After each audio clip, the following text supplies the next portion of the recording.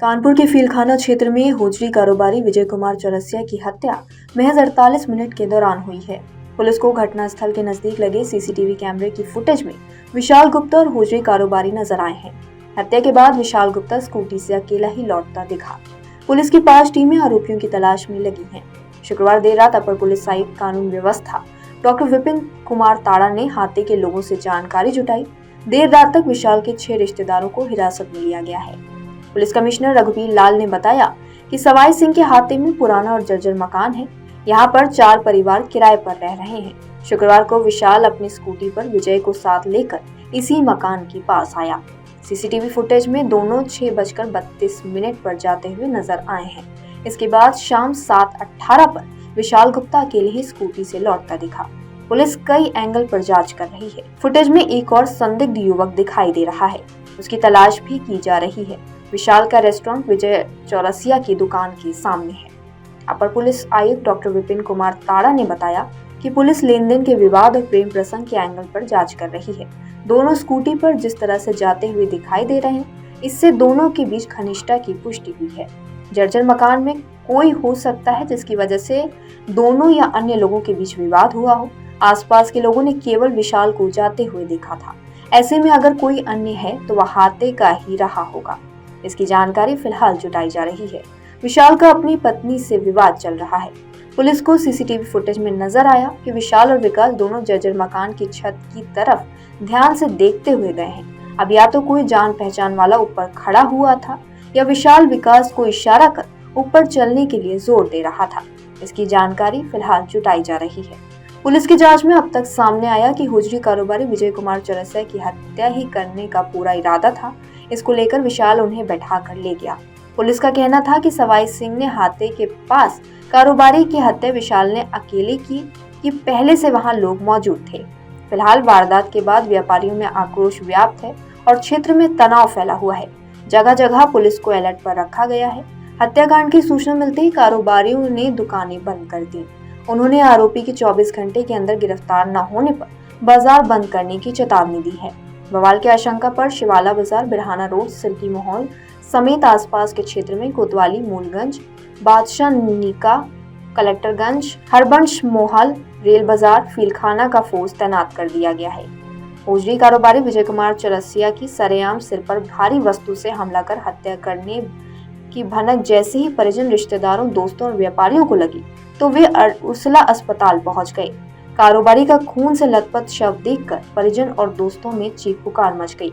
एक दूसरे के कंधे पर फूट फूट कर बिलखते दोस्तों का कहना था कि विजय केवल कारोबार से मतलब रखता था, उसका किसी से कोई रंजिश नहीं थी। हंसमुख, मददगार और व्यवहार कुशल था। हत्या करने वाले यह जानते थे कि अगर शिवाला में कांड किया तो बचकर नहीं जा पाएंगे। उसे धोखे से सवाई सिंह हाथे वाली गली में ले गए और एक मकान में हत्या कर दी। आक्रोशित दोस्तों और परिजनों का साफ कहना था कि जिस बेरहमी से उसकी जिगरी दोस्त का कत्ल किया गया, हत्यारोपी को भी उसी तरह सजा दी जाए।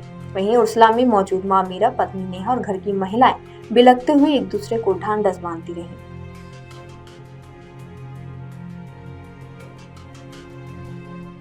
मैं दुकान में बैठा था, मेरे पास 8 बजे मेरे मोहल्ले के लड़का आया कि 1 मिनट चलो कि शायद तुम्हारा भाई वहाँ गिरा पड़ा हुआ है। तो मैं वहाँ गया, वहाँ मकान पे चढ़ के तो वहाँ देखा मेरा भाई बेहोश पड़ा हुआ था बिल्कुल। जब मैंने उसको हिलाया डुलाया तो उसके शरीर में कुछ नहीं बचा था। मैं उसको किस तरीके से 2nd फ्लोर से उतार के लेके आया यहाँ पे डॉक्टर ने बताया वो मृत। उसको वहाँ मकान जिस मकान में ले गया तो वहाँ की लेडियों ने बताया कि इसको विशाल गुप्ता शिल्पा रेस्टोरेंट वाला लिवा के लाया था।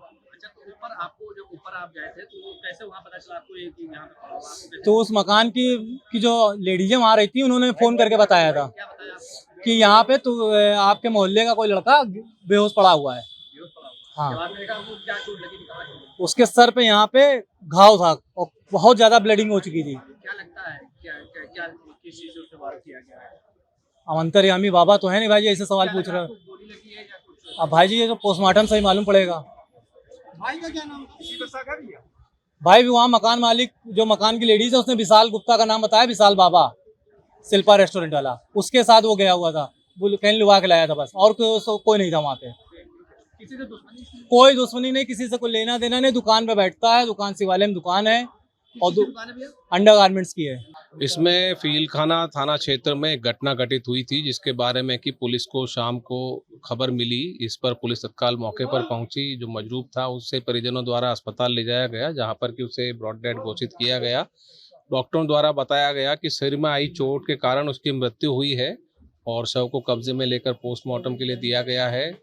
इसमें जो मृतक है करीब 46 वर्षीय ये युवक है और इसके एक परिचित ने इसको, परिजनों का कहना है कि शाम को 6 साढ़े 6 बजे करीब इसका एक परिचित है विशाल, वो इसको दुकान से ले गया अपने साथ में। और जो प्रथम दृष्टि अभी तक सीसीटीवी फुटेज और साक्ष्य मिले हैं उसके आधार पर ऐसा प्रतीत होता है कि ये दोनों इसकी दुकान से करीब 1.5 किलोमीटर दूर एक मकान थे, वहाँ गए और वहाँ कुछ घटनाक्रम हुआ, जिसके बाद कि ये जो अभियुक्त है ये वहाँ से फरार हो गया और मजरूब जो है वहाँ घायल अवस्था में था, जिसे देखकर लोगों ने परिजनों को सूचना दी और उसे अस्पताल ले जाया गया, जहाँ कि उसे मृत घोषित किया गया है। दोनों अभियुक्त और मृतक एक दूसरे से परिचित हैं, दोनों के आसपास दुकानें हैं और दोनों एक ही गली में काम करते हैं। इसमें घटना का क्या कारण रहा है वो पुलिस जानकारी कर रही है। अभी पुलिस को सीसीटीवी और कुछ साक्ष्य मिले हैं, जिसके आधार पर आगे कार्रवाई की जा रही है और परिजनों की तहरीर पर मुकदमा लिख इसमें कड़ी कार्रवाई की जाएगी। अनावरण के लिए इसमें एडीसीपी शिवा मैडम के नेतृत्व में 4 टीमें लगाई गई हैं, जिसमें कि 4 थानों की फोर्स लगी है और अभियुक्त को शीघ्र ही गिरफ्तार कर पूरे प्रकरण का अनावरण किया जाएगा। इसमें परिजनों का कहना है कि मृतक की हत्या गोली मारकर हुई है, जबकि डॉक्टर्स का अभी कोई इसमें पुष्टि नहीं की गई है। जो भी मृत्यु का कारण रहा है वो पोस्टमार्टम में सामने आएगा और जो भी तथ्य सामने आएंगे उसी आधार पर पुलिस आगे कार्रवाई करेगी।